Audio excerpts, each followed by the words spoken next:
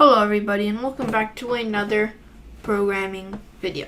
Now in today's video we're going to be going over selectional sorting. Now what selectional sorting is it pretty much sorts an array by numbers. Now there's many ways to sort by selection, but the ways that we're going to be going over is in numerical form. So pretty much what we're going to do is we're going to have like a list, like 2, 8, 5, 0, 2, 5, 6, 2, 6. And what we're going to do is we're going to order these. We're going to bring the 2 over here.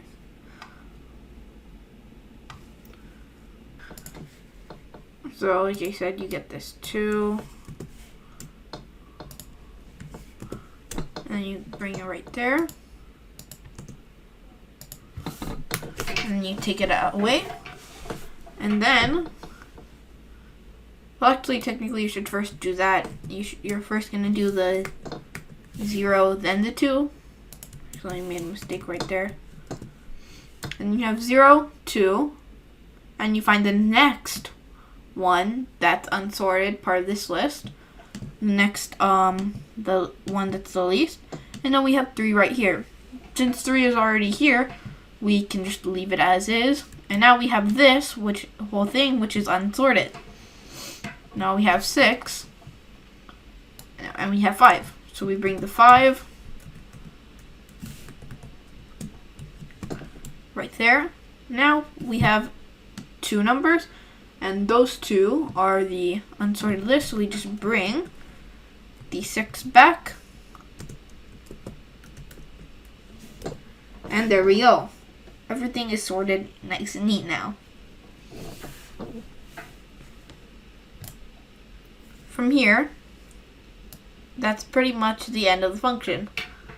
So what we're going to do is we're going to make a function that pretty much can sort the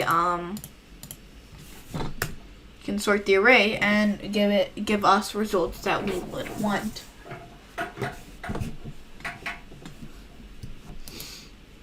I'm just gonna take this out. Now the way that we're gonna do this sorting by selection is we're actually gonna have a function that will do it for us. And with that function, we can pretty much just, sort. Now, this function will be the most complicated part of this program. Therefore, we're actually going to start with the main function and then we'll work our way to the actual function. So let's get to it. So first up, we are going to write the function prototype at the very tippity top. We're going to have void selection. Now the reason that we're making this void is that I do not know if you knew, but you cannot actually return an array as you cannot return an array from a function. And that means we're going to have to resort to other methods in order to get the answer that we want. Now we have int list, comma, int length. There we go. Now we can get to the main function. The first thing that we have to do here is write in our array. Int list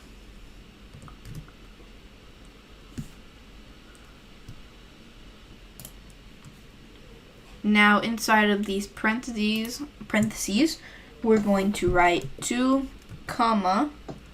56, 34, 25,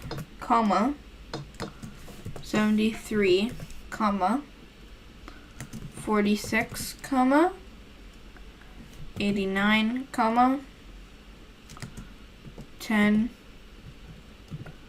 comma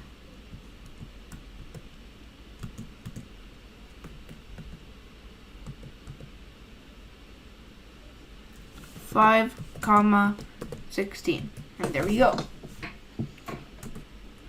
And then once we are done, we can write in int I, and that's going to be that variable. And now we're going to have our function right here, which is called selection sort.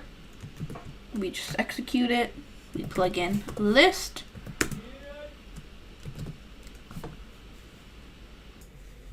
So we just plug in these values. And after we're done, we enter cout.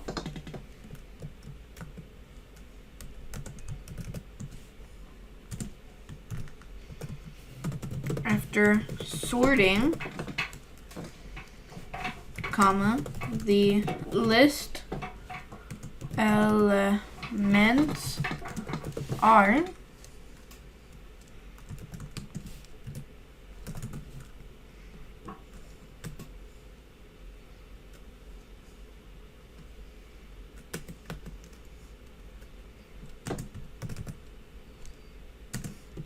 and del. And we write in for I is equal to 0, semicolon, I is less than 10, semicolon, and I plus plus. And then you cout list I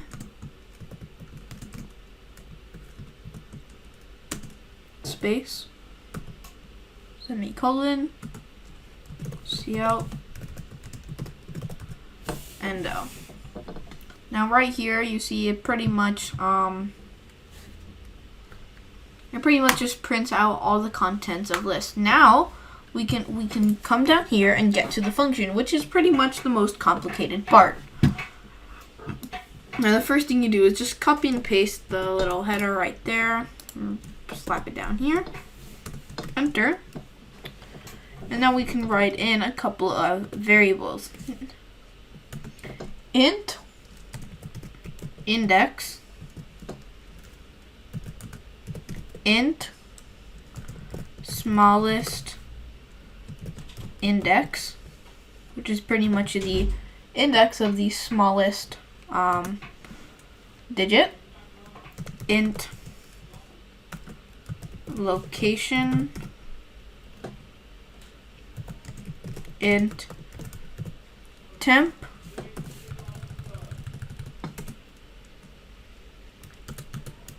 and now here we're going to write a for loop. Now this for loop is going to be fairly simple. For index is equal to 0, semicolon, index is less than length minus 1, and index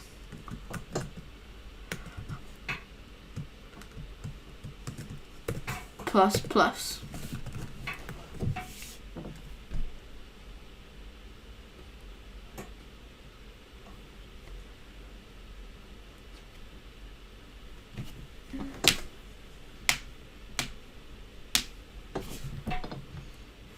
Now, after we do this, then we can enter, and here we're going to write in some parentheses. We're going to write in smallest index will be equal to index. And now for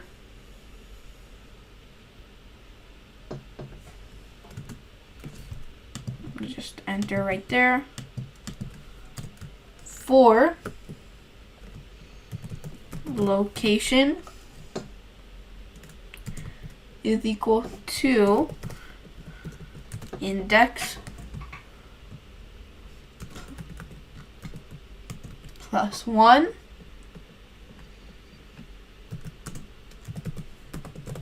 location is less than length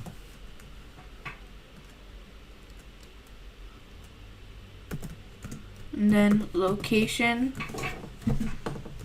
plus plus. And now we can write in if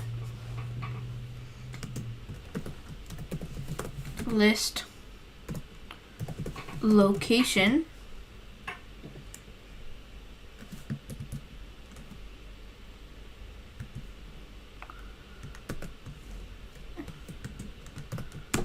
is less than list smallest index, then smallest index is equal to location.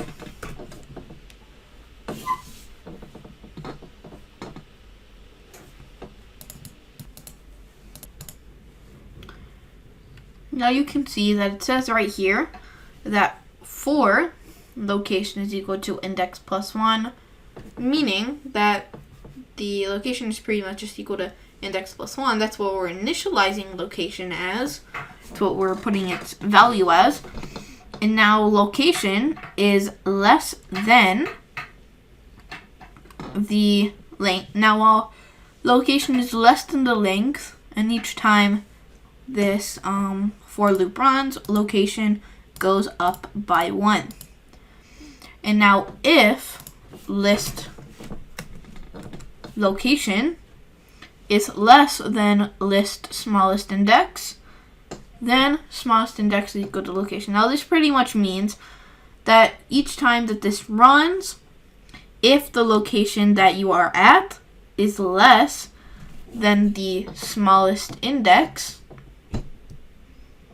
then the location gets the location turns in, then the smallest index turns into the location.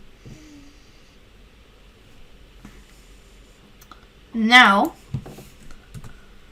after that program is executed, we're going to have to initialize a couple of variables.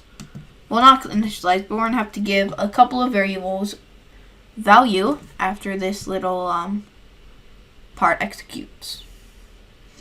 But here I'm just gonna sort of make a little thing. You can actually divide this function into 2 steps, step A and step B.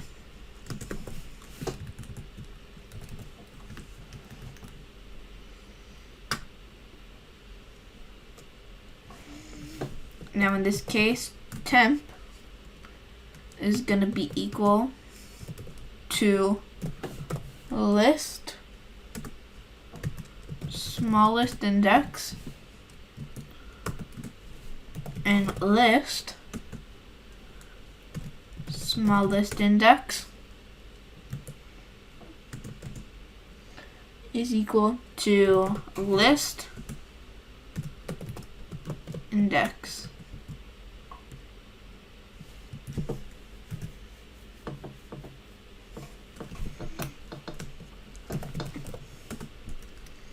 And now list index is equal to temp.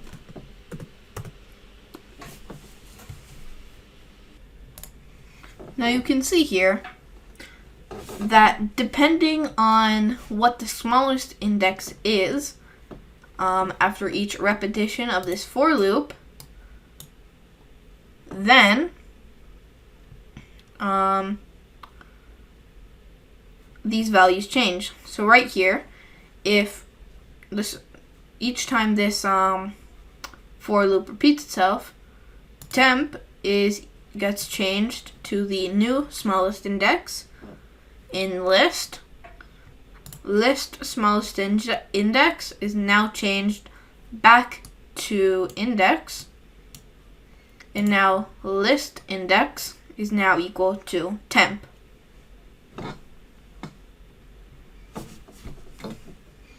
that pretty much keeps on repeating over and over again until this ends. Index is less than the length minus 1, and index, and yeah, pretty much. So that's how you sort by selection.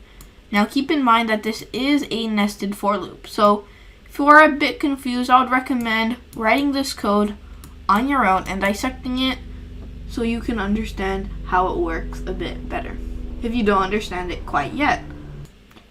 I would also recommend doing some research on different types of selection sorting.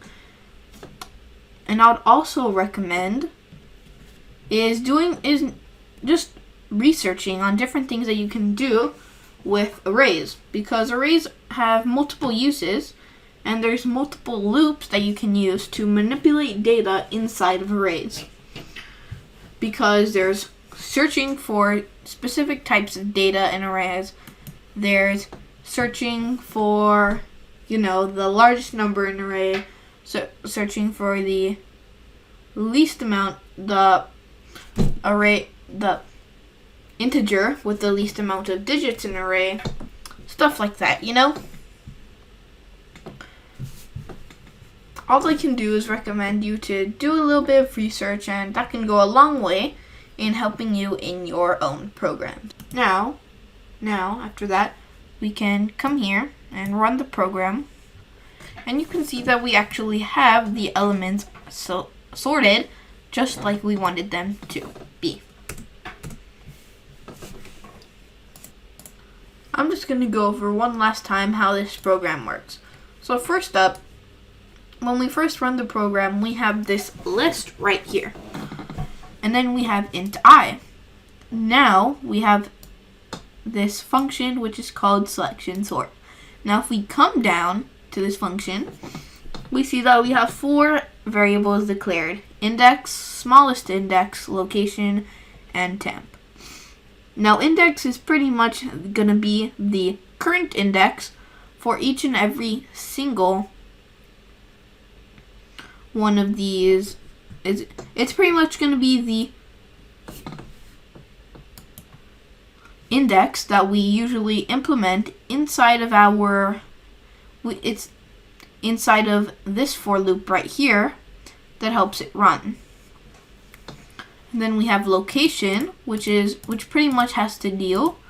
We have location and temp, which pretty much has to deal with moving stuff around. For example, location right here finds the smallest index, and temp helps move all of these elements around to get them all nice and ordered.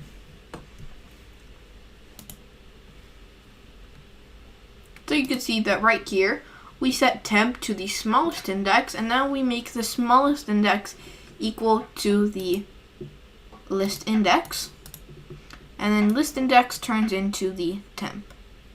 This pretty much ensures that the number that we want to be brought to the back is now in the back, right in front of the integer that it is only slightly greater than compared to the other numbers.